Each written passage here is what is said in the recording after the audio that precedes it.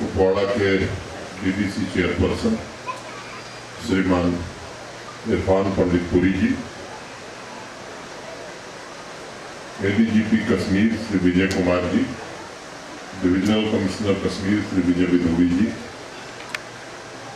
Secretary youth and sports Shri Sarmad Hafeez ji, DIG north Kashmir Shri Vivek Gupta ji, DC Kupwara Shri Ayushi Sugan ji, director information Minga Sherpa ji, secretary sports council Muzhat Gul ji, DDC के vice chairperson साहब, DDC के सभी माननीय सदस्य, यहाँ के म्युनिसिपल कमेटी के दोनों chairman, SSP Kupwara, SSP Handwara, Jammu Kashmir प्रशासन के हमारे सभी सहयोगी,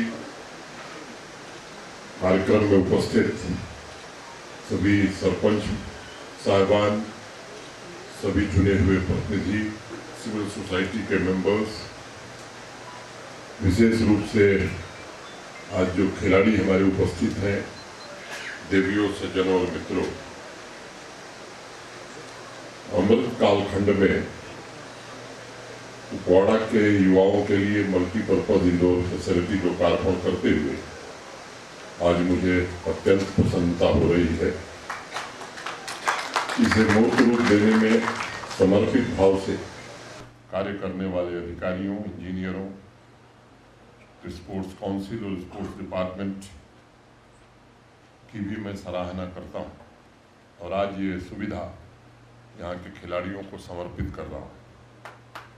यह अत्याधुनिक multipurpose indoor stadium sports hall Kupwara के स्पोर्ट्स प्रेमियों की लंबे समय से एक पेंडिंग डिमांड थी, जो अब निश्चित रूप से पूरा होगी। अगर आप गौर करेंगे तो लंबे अरसे बाद स्पोर्ट्स की विभिन्न विधाओं में नई उड़ान के अवसर भी मिलेंगे। नौजवानों को, बच्चों को सुचारू रूप से इंडोर गेम्स इसके कारण आयोजित किए जा सकेंगे, जिससे यहाँ गांव-गांव में मौजूद प्रतिभाओं को राष्ट्रीय और अंतर्राष्ट्रीय स्तर पर अपने हुनर को दिखाने का एक सशक्त प्लेटफॉर्म मिलेगा। कुपवाड़ा का योगदान यहाँ के लोकतंत्र में भी बहुत ही सराहनीय है। जब भी जिस प्रकार का भी चुनाव हुआ है, कुपवाड़ा के लोगों ने बढ़ चढ़ करके इसमें हिस्सेदारी ली है। यहाँ के राष्ट्र निर्माण में भी कुपवाड़ा के भाइयों, बहनों और बच्चों का सदैव योगदान रहा है।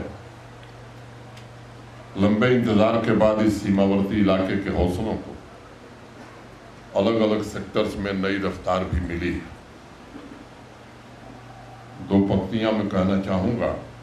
वतन की सरजमी से इश्क ओ उल्फत हम भी रखते हैं, वतन की सरजमी से इश्क ओ उल्फत हम भी रखते हैं, खटकती जो रहे दिल में वो हसरत हम भी रखते हैं। जमाने को हिला देने के दावे बांधने वालों, जमाने को हिला देने के दावे बांधने वालों, जमाने को हिला देने की ताकत हम भी रखते हैं, हम भी रखते हैं। इसी ताकत और संकल्प के साथ स्पोर्ट्स सेक्टर में भी आज जम्मू कश्मीर सफलता के नए कीर्तिमान स्थापित कर रहा है। स्पोर्ट्स इंडोर स्टेडियम के अलावा यहाँ के विकास से संबंधित 7 परियोजनाओं का भी लोकार्पण हुआ है आपके सम्मुख। मैं जिला प्रशासन, यहाँ के डीडीसी चेयरपर्सन, सभी चुने हुए प्रतिनिधियों को भी उसके लिए हृदय से बधाई देता हूँ। मुझे लगता है कि माननीय प्रधानमंत्री जी के प्राइम मिनिस्टर्स डेवलपमेंट प्लान के अंतर्गत जिस तरह की फंडिंग हुई, उसके कारण आज 16 indoor sports hall Jammu Kashmir के खिलाड़ियों को और युवाओं को समर्पित किए जा चुके हैं। पंचायत से लेकर जिला स्तर तक सिर्फ इंफ्रास्ट्रक्चर ही बेहतरीन नहीं हुआ है, बल्कि कोशिश हुई है कि अनवरत होनहार खिलाड़ियों की मेंटरिंग और हैंड होल्डिंग लगातार की जा सके।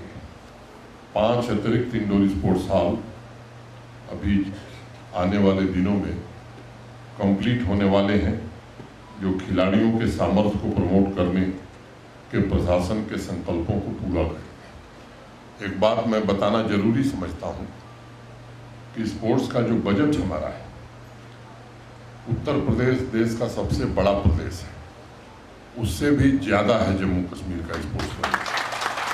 और दूसरी बात मैं कहना चाहता हूँ कि महाराष्ट्र, मुंबई को सब जानते हैं कि वो आर्थिक राजधानी है देश की।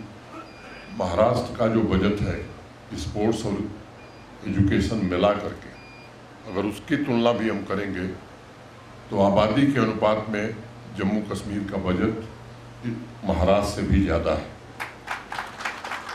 अभी बताया गया कि 4 करोड़ की लागत से ये इंडोर स्टेडियम पूरा हुआ है। मल्टीपर्पज हॉल के अलावा अन्य आवश्यक सुविधाएं, washing room, dining hall, change room, manager room, physio room, parking इत्यादि की भी व्यवस्था इसमें की गई है। स्पोर्ट्स की ये सभी सुविधाएं आज मैं यहाँ के नौजवानों को समर्पित करता हूँ और उम्मीद करता हूँ उनका पुरुषार्थ, उनका संकल्प, उनकी शक्ति, उनका जुनून और स्पोर्ट्स की डिसिप्लिन में उनका सामर्थ्य जम्मू कश्मीर के खेल के मैदानों में भी अग्रणी बनाएगा। मैं मानता हूँ कि ये मल्टीपर्पज स्पोर्ट्स हॉल हंदवाड़ा के आसपास के नौजवानों की आकांक्षाओं को पूरा करने का एक सुनहरा अवसर प्रदान करेगा। अनेक वर्षों से जिन नौजवानों ने अपने सपने संजोकर रखे थे, अब उन्हें साकार करने का समय आ गया है। अभी सेक्रेटरी साहब जब बता रहे थे, सरमद हफीज साहब, पिछले 3-4 वर्षों में जम्मू कश्मीर के समावेशी विकास पर काफ़ी गौर किया गया है और उसके कारण एक नए प्रकार का आत्मविश्वास पैदा हुआ है। उन्होंने बताया कि पिछले वर्ष 60 लाख लोगों ने खेल के विभिन्न विधाओं में भाग लिया। सिर्फ इतना ही नहीं बल्कि अत्याधुनिक सुविधाएं अब हमारे खिलाड़ियों को श्रेष्ठ प्रदर्शन करने के लिए भी प्रोत्साहित कर रही हैं। पैरा आर्चरी की वर्ल्ड चैंपियनशिप में यूनियन टेरिटरी के एथलीट राकेश और सरिता ने अभी हाल ही में गोल्ड मेडल जीते हैं, जिससे सिर्फ जम्मू कश्मीर के लिए नहीं बल्कि देश के लिए भी एक बड़ी उपलब्धि कही जा सकती है। इस साल मई में मास्को में हुई वुशु प्रतियोगिता में भानु प्रताप, अभिषेक जामवाल तथा जिया ने 3 गोल्ड मेडल जीते थे। आज राष्ट्रीय स्तर पर जम्मू कश्मीर को पावर हाउस ऑफ स्पोर्ट्स लोग कहने लगे। हमारे अनेक खिलाड़ी तमाम चुनौतियों का मुकाबला करते हुए छोटे छोटे गांवों से अपने संघर्ष और कड़ी मेहनत के बल पर आगे बढ़ रहे हैं।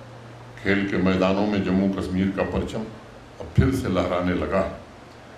लंबे समय से स्पोर्ट्स कोटा के अंतर्गत नियुक्तियां नहीं हो रही थी। एक स्पोर्ट्स हाई कोर्ट का एक आदेश था, स्थगन आदेश था, जिसके कारण ढेर सारे लोग जिन्होंने स्पोर्ट्स में बहुत ही बेहतरीन प्रदर्शन किया राष्ट्रीय स्तर पर और अंतर्राष्ट्रीय स्तर पर, उन्हें सरकारी नौकरियों में जगह नहीं मिल रही थी।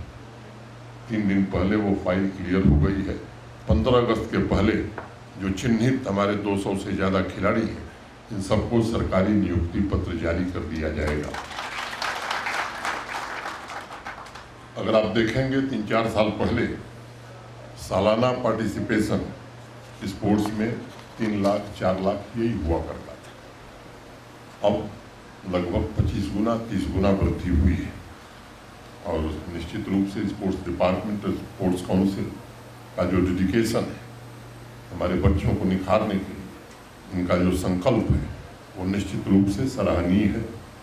स्पोर्ट्स फैसिलिटी के विकास के साथ साथ ये भी सुनिश्चित किया जा रहा है कि इन सभी होनहार खिलाड़ियों को सुविधाओं का लाभ उठाने का समुचित अवसर मिले। अनेक कार्यक्रम, माई यूथ माई प्राइड, हर दिन खेल, हर एक के लिए खेल, नशा मुक्त अभियान, आज़ादी का अमृत महोत्सव, ऐसे अनेक जन अभियान पंचायत स्तर पर, ब्लॉक स्तर पर, जिला स्तर पर, यूटी लेवल पर और राष्ट्रीय स्तर पर भी हमारे बच्चे और नौजवान अपनी प्रतिभा दिखाने का अवसर पा रहे हैं। उन्हें वो तमाम सुविधाएं प्रदान करने की कोशिश की जा रही है जो पहले उन्हें नहीं मिली थी। जम्मू तथा श्रीनगर में खेलो India state centre of excellence in fencing तथा रोविंग स्थापित किए गए। सभी 20 जिलों में 79 स्मॉल खेलो इंडिया सेंटर्स पूरी तरह से आज फंक्शनल हो गए हैं और जो बाकी बचे हैं वो भी जल्द फंक्शनल कर दिए जाएंगे।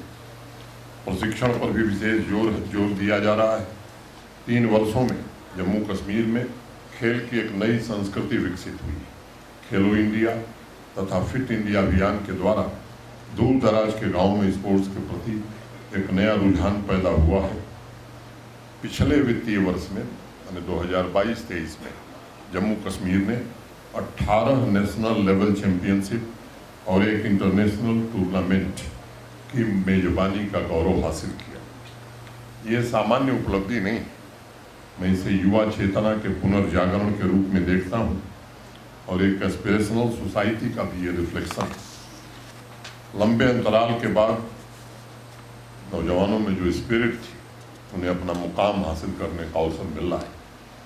G20 की मीटिंग के दौरान इस स्पिरिट का अनुभव हमने नहीं, जम्मू कश्मीर के लोगों ने नहीं, बल्कि दुनिया के 27 देशों के आए हुए मेहमानों ने भी किया।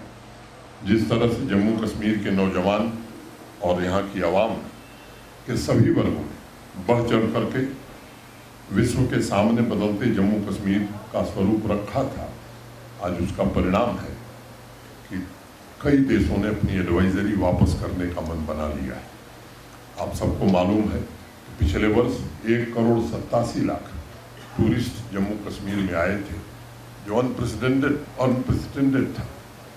और इस वर्ष जुलाई तक 7 महीने में 1,27,00,000 टूरिस्ट आ चुके हैं और मैं उम्मीद करता हूँ कि इस साल 2.25 करोड़ से ज़्यादा टूरिस्ट जम्मू कश्मीर आएंगे। अब लोगों की उम्मीद है कि जम्मू कश्मीर भी दुनिया में हो रहे बदलाव के बीच आशा का एक नया केंद्र बनकर उभरे। गुलमर्ग में इस वर्ष जब तीसरे खेलो इंडिया विंटर गेम्स का आयोजन किया गया था, तब देश में ही नहीं देश के बाहर भी इसकी चर्चा थी। शांति स्थिरता ने जम्मू कश्मीर में एक नई गतिशीलता पैदा की और ऐसे आयोजन अब आम होने लगे हैं जिनके बारे में पहले सोचा नहीं जा सकता था। मेरा ये मानना है कि यह गतिशीलता आम नागरिकों के प्रयासों का ही परिणाम है और मैं एक बात बार बार कहता हूँ कि बिना अमन चैन के समाज में गति नहीं आ सकती है। 3 दशक से ज़्यादा समय तक जम्मू कश्मीर ने आतंकवाद और अलगाववाद से होने वाले बर्बादी को और उसके मंजर को बड़े करीब से देखा है।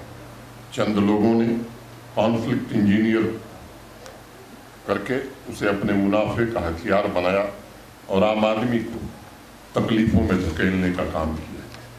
मित्रों, मैं कहना चाहता हूँ, सड़कों पर हिंसा, बंद, हड़ताल ये चंद लोगों के लिए एक व्यवसाय बन गया था और इसका सबसे ज़्यादा नुकसान समाज के गरीब आदमी को होता था, कॉमन मैन को होता था। अब समय बदल रहा है, सड़कों पर शांति है और मैं कहना चाहता हूँ कि शांति से ही समृद्धि पैदा होती है। दुनिया के किसी इलाके में जहाँ विकास हुआ है वहाँ शांति उसकी अपरिहार्य और अनिवार्य शर्त है।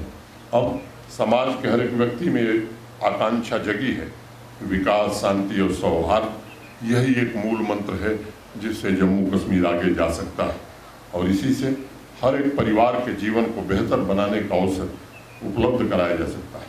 बड़े से बड़े इच्छित लक्ष्य को भी प्राप्त किया जा सकता है। श्रीनगर के डाउनटाउन में भी देर रात तक अब खेलों का आयोजन हो रहा है और ये इस बात का प्रमाण है कि अमन और भाईचारे से समाज को बेहतरी का नया रास्ता मिल सकता है। इंडोर और आउटडोर गेम्स में पिछले 3 सालों में ये सुनिश्चित किया गया है कि फैसिलिटी, मेंटरिंग और ट्रेनिंग के जरिए हमारे नौजवानों ने भी जल और थल पर अपनी श्रेष्ठता हासिल की है। पिछले 1 साल में राष्ट्रीय स्तर पर जम्मू कश्मीर के खिलाड़ियों ने 262 गोल्ड, 228 सिल्वर मेडल और 304 ब्रॉन्ज मेडल जीता है, जबकि इंटरनेशनल लेवल पर 5 गोल्ड 2 सिल्वर और 17 ब्रॉन्ज मेडल जीत करके उन्होंने केवल अपना नाम रोशन नहीं किया है बल्कि जम्मू कश्मीर को भी पूरी दुनिया में प्रतिष्ठापित किया है। यह मेडल आधुनिक जम्मू कश्मीर की पहचान है और अमृतकाल में हमारे नौजवानों ने खेल के मैदान में जो जौहर दिखाया है वो अन्य सेक्टर्स को भी प्रेरणा देगा, ऐसा मैं विश्वास रखता हूँ। मैं आप सभी को विश्वास दिलाना चाहता हूँ कि ट्रेनिंग और स्पोर्ट्स की बुनियादी सुविधाओं में किसी भी क्षेत्र में कोई भेदभाव नहीं होगा। मैं जानता हूँ जम्मू कश्मीर के अनेक इलाकों में ऐसे बच्चे हैं, ऐसे बच्चियां हैं जो आर्थिक रूप से उतनी संपन्न नहीं हैं। जम्मू कश्मीर प्रशासन उनकी प्रतिभा का सम्मान करते हुए हर प्रकार की संभव मदद उन्हें उपलब्ध कराएगा। आर्थिक अभाव को उनके हुनर को निखरने में रुकावट कतई नहीं बनने दिया जाएगा। मैं सभी खिलाड़ियों और नागरिकों को आश्वस्त करना चाहता हूँ कि समान रूप से ये सुविधा सभी वर्ग तक पहुँचे, ये जरूर सुनिश्चित किया जाएगा। अमृतकाल में जम्मू कश्मीर के हर एक नागरिक का विकास की यात्रा में सहयोग ही वैभवशाली भविष्य की एकमात्र गारंटी है। हमने जीवन के हर एक क्षेत्र में आमूलचूल परिवर्तन हो इसके प्रयत्न शुरू किए हैं। नौजवान बच्चे और बच्चियों की पढ़ाई हो, स्पोर्ट्स हो, रोजगार हो और गाँव में हमारी बहनों की क्षमता और उनके लिए नए सामर्थ्य के रूप में परिवर्तित करने का भी शिद्दत से प्रयत्न किया जा रहा है। चाहे वो स्वास्थ्य हो, बिजली हो, सड़क हो, गांव का इंफ्रास्ट्रक्चर हो, ये कोशिश की जा रही है कि एक बेहतर जम्मू कश्मीर इंफ्रास्ट्रक्चर की दृष्टि से भी आगे बढ़े। आज पहले की तुलना में हमारी रफ्तार 10 गुनी हो गई। मैं 7 अगस्त 2020 को आया था, उसके पहले वित्तीय वर्ष में 9,229 प्रोजेक्ट हमने पूरे किए थे यूटी कैपेक्स और 67,000 रुपये खर्च किए थे। मुझे बताते हुए प्रसन्नता है कि पिछले वित्तीय वर्ष में 92,500 से ज़्यादा प्रोजेक्ट जम्मू कश्मीर के लोगों ने पूरा किया है। इसमें चुने हुए प्रतिनिधियों का भी बड़ा योगदान है, प्रशासन के हमारे साथियों का भी बड़ा योगदान है। आज 1.5 लाख करोड़ रुपए के हाईवे और टनल के काम जम्मू कश्मीर में हो रहे हैं। माननीय प्रधानमंत्री जी विशेष रूप से जम्मू कश्मीर के विकास में हर प्रकार का अपना सहयोग देते हैं।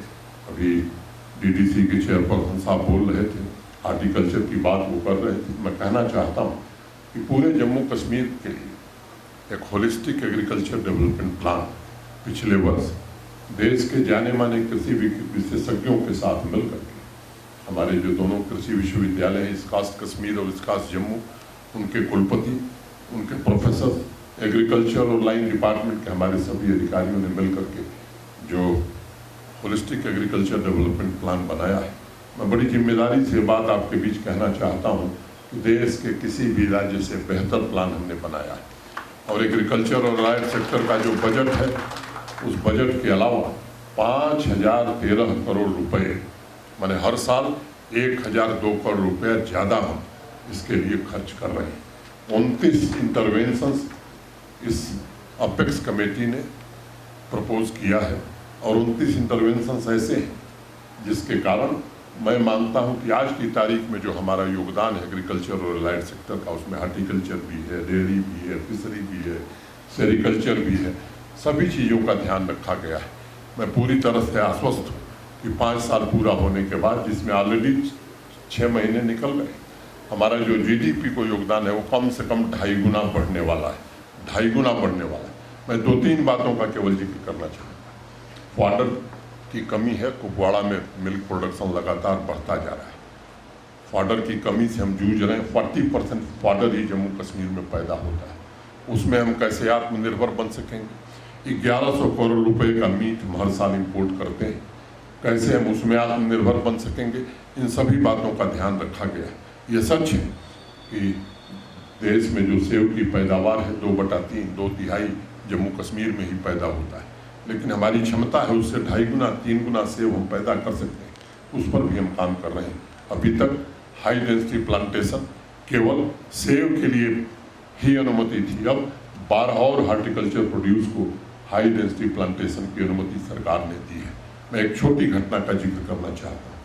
अभी कुछ महीनों पहले आपने देखा होगा पूरे वैली के अंदर सरसों, मस्टर्ड की फसल किसानों ने खूब लगाई। और एक मित्र मेरे आए थे बाहर से, उन्होंने कहा कि साहब ये तो येलो रेवोल्यूशन दिखाई पड़ रहा है हमें कश्मीर में। मैं आपको केवल बताना चाहता हूँ करीब करीब 30% एरिया जहाँ कल्टीवेशन नहीं होता था, वहाँ हमने इस बार कल्टीवेशन किया है। जो किसान केवल एक पैदावार, एक फसल पैदा करते थे, पैडी की, धान की, वो सरसों भी पैदा की है। कई लोगों को लगता है कि सरसों पैदा होने से क्या मिलेगा। कुछ लोग समझते होंगे कि खाने के तेल, एडिबल ऑयल की कमी हमारी दूर हो। मैं आपको बताना चाहता हूँ कि इसके 3 लाभ होंगे। एक तो खाने का तेल जो हम इस्तेमाल करते हैं उस कमी को हम पूरा करेंगे। दूसरा, आप सब जानते हैं सरसों में लगभग 37-38% ही ऑयल निकलता है, बाकी ऑयल केक बनता है, वो हमारे फाडर की कमी पूरा करेगा। और तीसरी जो सबसे बड़ी उपलब्धि है जिस पर आप गौर करिए कि सरसों के कारण मधुमक्खियाँ 1 महीने पहले वैली में आ गई हैं। जो हनी और बी कीपिंग का काम करते हैं, ऐसे तमाम लोगों को बड़ी भारी मात्रा में लाभ मिलने वाला है। तो ये 29 प्रोजेक्ट हैं। मैं यकीनी तौर पर ये बात आपसे कहना चाहता हूँ कि जम्मू कश्मीर के ट्रांसफॉर्मेशन में इसका सबसे बड़ा योगदान रहने वाला है। आप सब जानते हैं कि 13 लाख किसान परिवार हैं, लगभग 68-69% अप्रॉक्सीमेटली 70% लोग एग्रीकल्चर और एलाइड एक्टिविटी से जुड़े हुए हैं। उसमें 2,62,000 परिवार ऐसे हैं जो मार्जिनल फार्मर हैं। उनकी आय कैसे बढ़े, इसकी हर प्रकार से कोशिश इन योजनाओं में हमने की है। 6 लाख से ज़्यादा हमारी बहनें सेल्फ हेल्प ग्रुप से जुड़ी हैं। और मैं जानता हूँ अनेक ऐसी बहनें हैं जिन्होंने आज देश में नहीं बल्कि दुनिया के बाजार में उनके प्रोडक्ट जा रहे हैं। नौजवानों को रोजगार मिले, इसकी भी शिद्दतपूर्वक कोशिश की गई। ये सच है कि पहले से ही यहाँ सरकारी नौकरियाँ ज़्यादा हैं। 5 लाख लोग लगभग सरकारी नौकरी में हैं। 1,35,00,000 हमारी आबादी है। अगर मैं तुलना करूं बिहार से, तो बिहार में हमसे केवल 12,000 ज़्यादा सरकारी कर्मचारी हैं।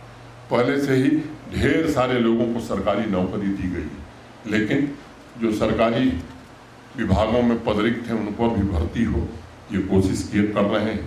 अभी तक 30,000 लोगों को पिछले 3 वर्षों में नौकरी दी गई। और मैं एक बात कहना चाहता हूँ, चुनौती के साथ कहना चाहता हूँ कि बिना योग्यता के किसी को नौकरी नहीं मिल सकती। वो जमाना समाप्त हो गया जब सिफारिश के आधार पर किसी को नौकरी मिलती थी। मैंने एक ऐसे बच्चों से मिला, एक बच्ची जिसका बाप ठेले पर सब्जी बेचता था, जो KS अफसर बना है। ये एक नया दौर शुरू हुआ है। योग्यता के अलावा कोई दूसरा कारण नहीं हो सकता। पुलिस सब इंस्पेक्टर की भर्ती में शिकायत मिली थी कुछ गड़बड़ी की। प्राइमरी जांच के बाद जब लगा कि नहीं गड़बड़ी हुई है, तो CBI को जांच सुपुर्द कर दी गई। जो लोग जिम्मेदार थे उनमें से अधिकांश गिरफ्तार कर लिए गए। और मैं आपसे कहना चाहता हूँ सितंबर माह से फिर भर्तियाँ शुरू होंगी। जो भी 23,000 पदरिक्त हैं उन्हें इस वर्ष निश्चित रूप से भर दिया जाएगा। लेकिन मैं जानता हूँ कि केवल सरकारी नौकरी से लोगों को रोजगार नहीं मिलेगा। बड़ी चर्चा होती है, कई लोग भाषण करते हैं कि बेरोजगारी बढ़ गई। मैं उनको बताना चाहता हूँ 4 बैक टू विलेज कार्यक्रम और 2 माई टाउन माई प्राइड के कार्यक्रम यहाँ हो चुके हैं। आप सब लोग इसमें पार्टिसिपेट किए हैं। मैं आपसे कहना चाहता हूँ पिछला जो बैक टू विलेज 4 और माई टाउन माई प्राइड 2 हुआ था, उसमें जो बाकी काम थे, एक महत्वपूर्ण काम ये था कि हर पंचायत से 15 यूथ को आइडेंटिफाई करना है जो सेल्फ एम्प्लॉयमेंट, जो खुद करना चाहता है। आप सबको मालूम है कि प्रधानमंत्री मुद्रा योजना में 10 लाख रुपए तक का ऋण किसी भी नौजवान को, किसी भी बच्ची को बिना किसी कोलैटरल के, बिना किसी गारंटी के मिल सकता है। ये व्यवस्था हमारे देश में माननीय प्रधानमंत्री जी ने की है। और मुझे बताते हुए प्रसन्नता है, बैक टू विलेज 4 और माई टाउन माई प्राइड 2 जब समाप्त हुआ था, 1 महीने के अंदर, एक दिन में 75,000 नौजवानों, उसमें बच्चे भी थे, बच्चियां भी थीं, 939 करोड़ रुपए की इमदाद बैंकों द्वारा दिलाई गई। वे केवल स्वरोजगार नहीं पाए, बल्कि कई ऐसे हैं जिनके यहाँ 2 लोग 4 लोग और नौकरी कर रहे हैं। मिशन यूथ नाम का एक डिपार्टमेंट ही अलग से बनाया था और उसके पीछे यही उद्देश्य था कि नौजवानों को कैसे अधिक से अधिक इंगेज किया जा सके, उन्हें कैसे रोजगार से जोड़ा जा सके, चाहे वो मुमकिन हो, राइज टुगेदर हो, परवाज हो, अनेक कार्यक्रम उसके द्वारा हम चला रहे हैं। एक बात और मुझे कहनी है कि जो हमारा एक्सपोर्ट था, खासतौर से हैंडीक्राफ्ट और हैंडलूम का, डाउनवर्ड ट्रेंड शुरू हो गया था। लेकिन मुझे बताते हुए खुशी है, पिछले साल हमारा एक्सपोर्ट 530 करोड़ से बढ़कर 1176 करोड़ पहुंच गया है। बड़े छोटे इंटरवेंशन हमने किए हैं। ये जो कालीन आपके सामने दिख रही है, ये हैंडमेड कालीन है। देश के दूसरे हिस्से में जो कालीन बनती है वो मशीन मेड है। QR कोड और GI टैगिंग के कारण चाहे हमारी कालीन हो, पश्मीना हो, और ऐसे पुराने आर्ट जो लुप्त हो रहे थे, आप सबको मालूम है कि ऐसे आर्टों को पुनर्जीवित करने, ऐसे हैंडलूम एंड हैंडीक्राफ्ट के विशेष रूप से जो हमारी विरासत रही, उसको फिर से कोशिश हुई है। और पहली बार एक्सपोर्ट उस सिलसिले में भी दिल्ली से पहली खेप देश के दूसरे हिस्से में गई है। उस दृष्टि से भी हम कर रहे हैं कि नौजवान को रोजगार मिले, हमारी बहनें विकास की नई गाथा लिख सकें। हम जो सोचते हैं, मैं समझता हूं कि वही हमारे व्यक्तित्व में दिखना चाहिए। अगर हमारी सोच सही है तो सफलता के शिखर छूने से में कोई नहीं रुक सकता। जम्मू कश्मीर अब अपनी डिक्शनरी से असंभव शब्द निकाल चुका है। हमारे लिए एक ही यात्रा है और वो है विकास की यात्रा, शांति की यात्रा, समृद्धि की यात्रा। जम्मू कश्मीर प्रशासन की प्राथमिकता में हर एक नागरिक के सपने और संकल्प शामिल। मैं आपसे कहना चाहता हूँ कि आपके सपनों के लिए प्रशासन पूरी शिद्दत से काम करेगा। अभी DDC चेयरमैन साहब ने कई बातें उठाई हैं। पिछली बार इनके साथ जब DDC के तमाम मेंबरान आए थे, उस समय भी उन लोगों ने चर्चा की थी। मैं उसमें ख़ास तौर से जिक्र करना चाहता हूँ 3-4 बातों का। रेलवे लाइन, आप सबको मालूम है कि इंडियन रेलवेज ने, भारत सरकार के रेल मंत्री जी ने इस लाइन के निर्माण के लिए जो प्राथमिक आवश्यकता है उसके आदेश कर दिए और रेलवे उसकी डीपीआर बना रही है। स्वीकृति जब होगी तो निश्चित रूप से आपको मालूम होगा, एक जो सड़क है लोलाब से बांदीपुरा, निर्देश दे दिए गए हैं और मैं आपको भरोसा देता हूं कि जल्द ही इस सड़क की स्वीकृति जरूर करा दी जाएगी। हाईवे, मेडिकल कॉलेज, मैंने पिछली बार भी कहा था कि मेडिकल कॉलेज के पूरा होने में पैसे की कोई कमी आड़े नहीं आएगी। प्रिंसिपल साहब यहाँ हैं, मैं उनको आश्वस्त करना चाहता हूँ, जितना भी धन लगेगा उसे समय सीमा के भीतर उपलब्ध कराया जाएगा। हाईवे, ढेर सारी बातें कहीं, सब पर राय देना मुझे लगता है उचित नहीं है, क्योंकि उस परंपरा में थोड़ा मैं यकीन नहीं करता हूँ कि घोषणाएं कर दी जाएं और उसके बाद भी वो काम न हो। अभी पिछले मंगलवार को मैं चरारे शरीफ गया था, वहाँ लोगों से बातचीत कर रहा था तो एक सज्जन कहे उठे और उन्होंने कहा, साहब 30 साल पहले, किसी का नाम लिया उन्होंने और कहा कि यह आए थे, इन्होंने ये घोषणा की थी, अभी तक पूरी नहीं हुई। मैंने कहा कि भाई कोई ऐसी घोषणा मैं नहीं करने जा रहा, घोषणा में विश्वास नहीं है। जो बातें आपने रखी हैं, मैंने कुछ के बारे में जिक्र किया, कुछ की घोषणा करने से वो काम नहीं होते, क्योंकि ये प्रथा ठीक नहीं है। जब तक उसका एडमिनिस्ट्रेटिव अप्रूवल न हो जाए, उसके पैसे का इंतज़ाम न हो जाए, तब तक घोषणाओं से काम नहीं होते। मैं आपको इस बात का भरोसा देता हूँ कि जो आपकी वाजिब समस्याएं हैं, जो आपकी वाजिब ज़रूरतें हैं, निश्चित रूप से उन्हें पूरा किया जाएगा। लेकिन 2-3 बातों का मैं उल्लेख करना चाहता हूँ। मैं जिक्र कर रहा था स्ट्रीट वायलेंस का, मैं जिक्र कर रहा था बंद कॉल्स का, और मैं जिक्र कर रहा था अंधेरा होते ही लोग घर की ओर जाते थे। ये स्थितियाँ बदली हैं, इसमें आपका बड़ा योगदान है और मैं आपसे निवेदन करना चाहता हूँ। कुछ लोग अभी भी इस कोशिश में हैं कि इस स्थिति को बदला जाए। मैं आप सबसे निवेदन करना चाहता हूँ, मैंने बार बार दोहराया और आज फिर दोहरा रहा हूँ।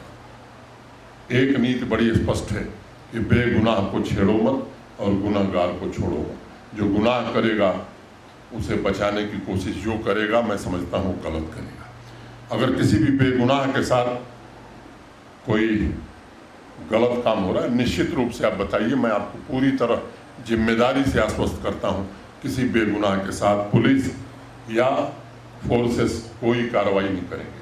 लेकिन गुनाह करेगा तो जो भारत का कानून है वो निश्चित रूप से उस पर लागू किया जाएगा। मैं समझता हूँ कि मिल्क प्रोडक्शन आपका लगातार बढ़ता जा रहा है। आज की तारीख में लगभग 2.25 लाख लीटर मिल्क प्रोसेसिंग हम कर रहे हैं।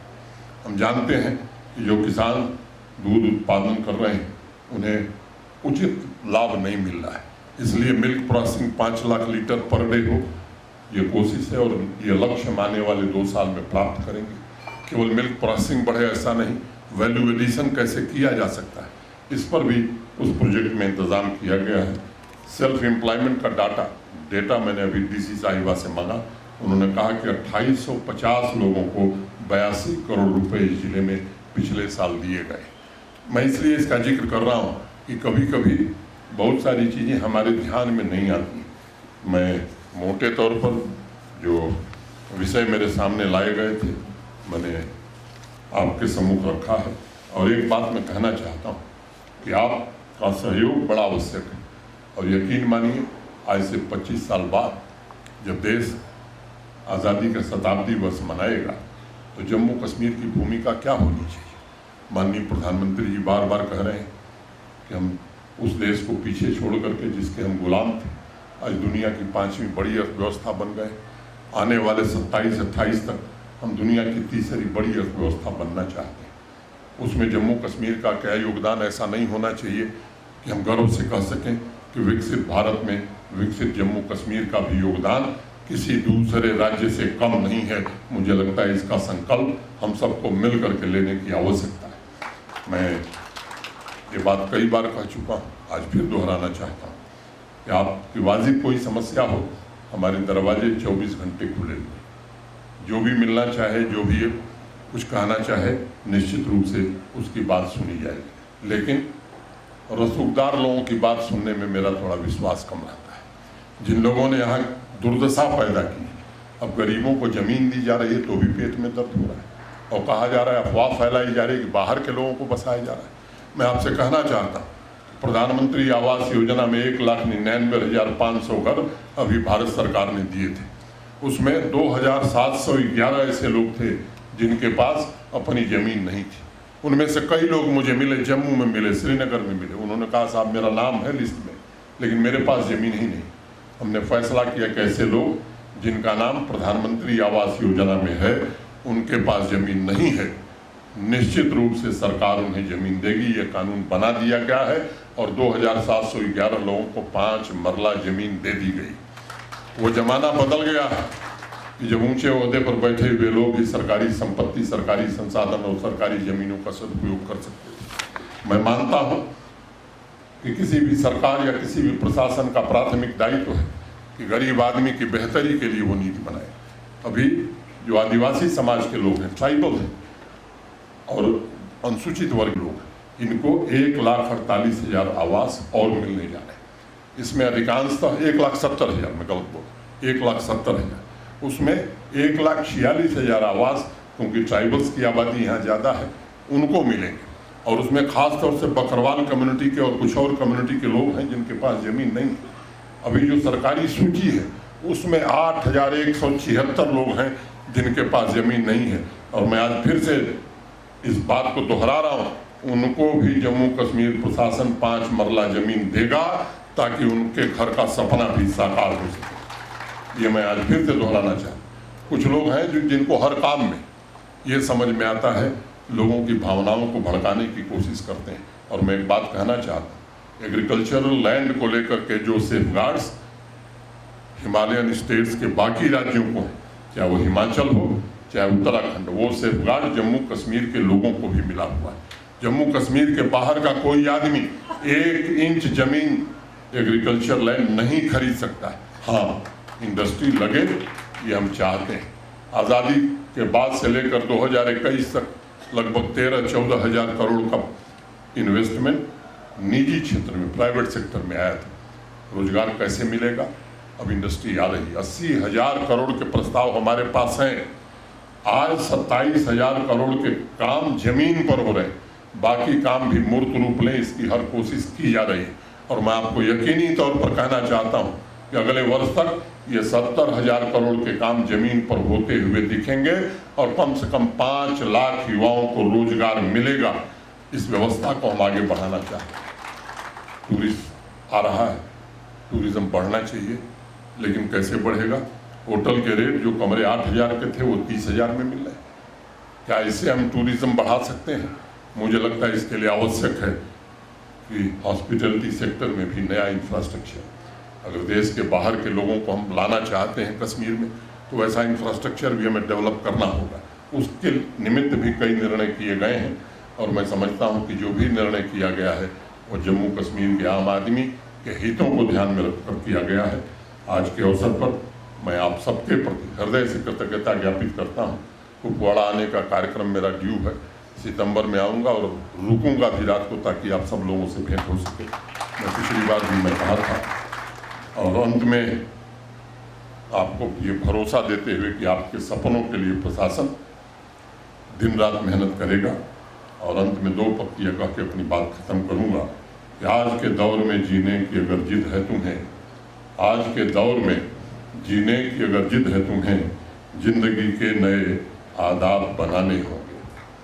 सिर्फ इस शर्त पे बख्शी गई नींद मुझको, सिर्फ इस शर्त पे बख्शी गई नींद मुझको, जागती आंखों में कुछ ख्वाब सजाने होंगे, जागती आंखों में कुछ ख्वाब सजाने होंगे। बहुत बहुत धन्यवाद। जय हिंद, जय भारत।